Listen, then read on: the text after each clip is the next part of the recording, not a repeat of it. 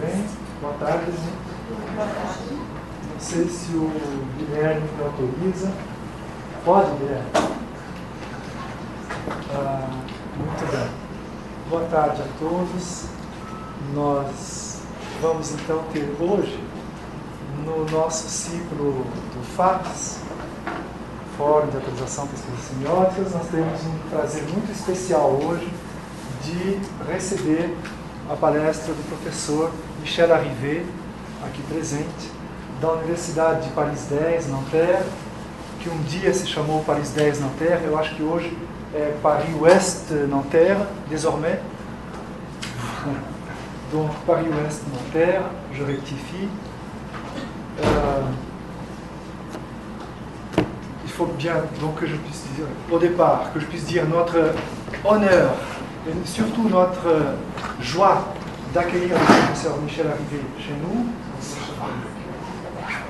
Ça faisait un bon moment qu'on attendait sa visite. Ça faisait un bon moment qu'il n'avait pas revisité Sao Paulo. Et bien, c'est pour nous une très grande joie d'accueillir encore une fois, après quand même d'assez longues années, d'avoir le plaisir d'accueillir cette intervention. Notre professeur nous parle du centenaire de la publication du cours de linguistique générale de Ferdinand de Saussure, presque centenaire, à quelques mois près, si on peut dire. Et donc, merci énormément, Michel, de nous faire l'honneur et de l'amitié d'être des nôtres cet après-midi. Je voudrais remercier en même temps les collègues qui sont venus et qui sont là parmi nous et qui vont enrichir notre débat. Eh bien, le professeur parle pendant 1 heure à peu près et ensuite on va peut-être prendre une quinzaine ou vingtaine de minutes pour une discussion avec les personnes présentes.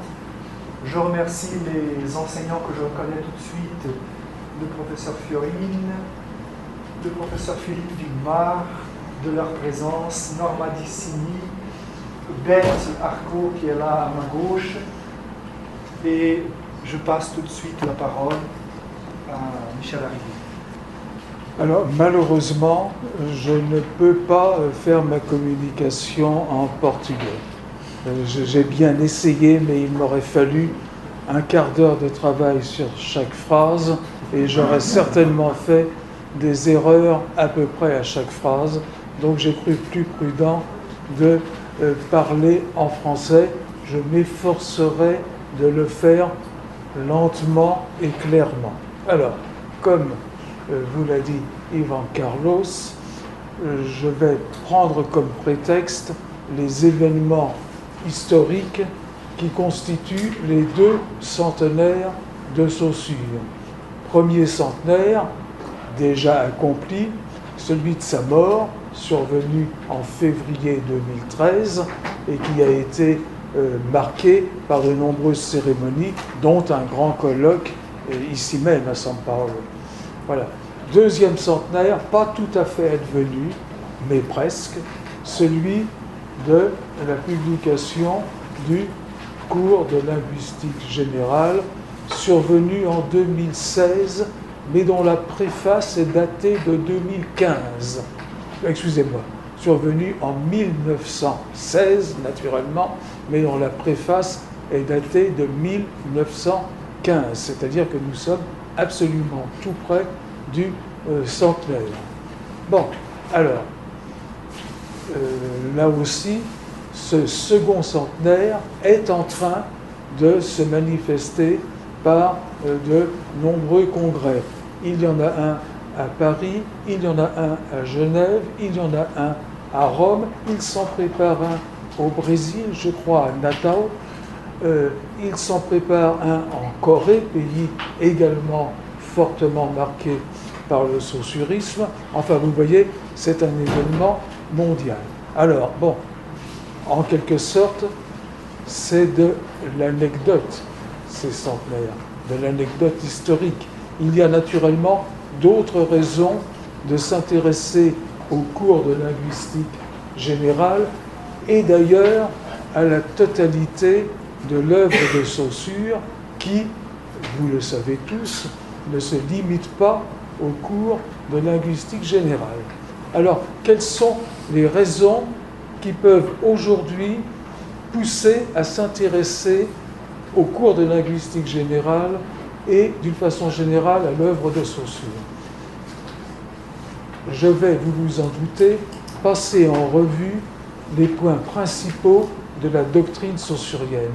Mais auparavant, il faut donner quelques tout petits détails sur le statut aujourd'hui, en 2015, de l'œuvre de Saussure. Première remarque, elle reste souvent mal connue, méconnue.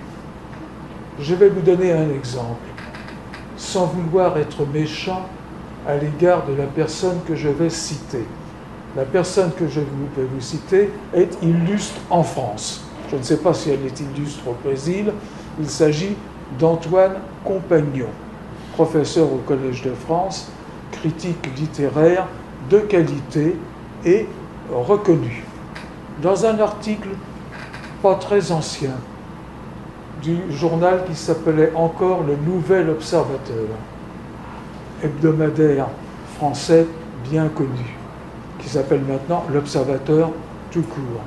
Il était interrogé sur l'année 1966 en France. Comme vous savez peut-être, l'année 1966 a été marquée par la publication de beaucoup de livres extrêmement importants dans l'histoire du structuralisme. Il y a eu la sémantique structurale de mon vieil ami, hélas décédé depuis longtemps, Algirdas Julien Greimas. Il y a eu les écrits de l'illustrissime Jacques Lacan. Il y a eu les mots et les choses de Foucault, Michel Foucault. Juste avant, juste après, il y avait eu d'importants travaux de Barthes, de Derrida.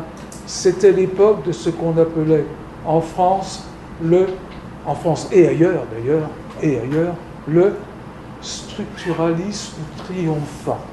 Voilà. Bon, il y a de ça quelques mois, on interroge donc Antoine Compagnon sur l'année 1966. Et on lui pose la question suivante: le structuralisme est-il une invention des années 1960? Et il répond ceci: écoutez avec toute l'attention possible. Non. Dès 1920, dans son cours de linguistique générale, le linguiste suisse Ferdinand Saussure exprime l'idée que ce qui est important dans la langue, ce n'est ni le lexique, ni la philologie, mais la structure qui fait naître le sens. Bon, c'est un texte intéressant, parce qu'il montre que, quand on interroge Antoine Compagnon sur le structuralisme, il juge quand même indispensable de citer Saussure. Malheureusement, il le cite avec toutes sortes d'erreurs qui montrent qu'il l'a fort peu lu. Premièrement, il dit en 1920, il s'exprime ainsi. En 1920, hélas, il était mort depuis 7 ans. Bon, et son cours de linguistique générale n'était pas encore paru, puisqu'il est paru en 1916. Double erreur. D'un autre côté, quand il dit « ce qui est important dans la langue, ce n'est ni le lexique, ni la philologie, mais la structure qui fait naître le sens », c'est extrêmement approximatif. Je remarque tout de suite que le terme « structure » est fort peu employé par Saussure, n'est-ce pas? C'est le terme « système » qu'il utilise préférentiellement. Voilà. Bon, alors, donc, c'est vrai, Saussure est, même en Suisse, même en France, même en Europe, peut-être bien aussi un petit peu au Brésil, encore un petit peu méconnu. Pas par vous, bien sûr, hein, parce que vous faites partie d'un institut de recherche qui s'occupe de sémiologie, de sémiotique, et naturellement, vous connaissez Saussure par cœur. Bon, mais partout ailleurs, Saussure est méconnu. Ça ne l'empêche pas d'être célèbre. Ça ne l'empêche pas d'être célèbre. Il arrive parfois que des auteurs méconnus soient tout de même célèbres. Voilà. Et Saussure reste sans doute aujourd'hui le linguiste le plus célèbre dans le monde. Certes, il a cessé certainement d'être le linguiste le plus fréquemment lu et le plus fréquemment cité. Il est certainement, j'en suis certain, dépassé par Noam Chomsky. Bon. Quelles sont les raisons? Est-ce qu'elles tiennent à la validité comparée de deux doctrines difficilement comparables? Est-ce qu'elle ne tient pas à des raisons socio-culturelles qui donnent un poids plus favorisé au texte écrit en langue anglaise? Je crois que c'est plutôt ça. Vous autres Brésiliens, j'imagine que vous êtes comme les Français, sensibles à ce problème qui donne à l'anglais par rapport aux autres langues, et notamment aux langues romanes, une supériorité de diffusion incontestable. C'est comme ça, il n'y a pas grand-chose à faire. Voilà. Et alors, donc, Saussure est un linguiste extrêmement célèbre. Bon. Les livres qui lui sont consacrés augmentent d'année en année. Pour ma part, vous savez sans doute que je lui ai consacré un livre, À la recherche de Ferdinand de Saussure, traduit en portugais sous le titre En busca de Ferdinand de Saussure. J'ai dirigé un autre livre du côté de chez Saussure et je poursuis, je suis désolé, je suis en train de publier un troisième livre qui s'appelle de façon extrêmement prétentieuse Saussure retrouvée. Bon, il y a des quantités de livres chaque année en plusieurs langues, et notamment en portugais, qui sont consacrés à Saussure. Il y a 2 biographies de Saussure. Et, très bizarrement, Saussure lui-même continue, non pas à écrire, mais à publier, n'est-ce pas? En 2011, René Amaker, qui est un grand spécialiste suisse de Ferdinand de Saussure, a publié De la double essence du langage, un ouvrage qui remplace avantageusement la version imparfaite qu'il avait autrefois dans les écrits de linguistique générale, publiés en 2002 par Bouquet et Engler.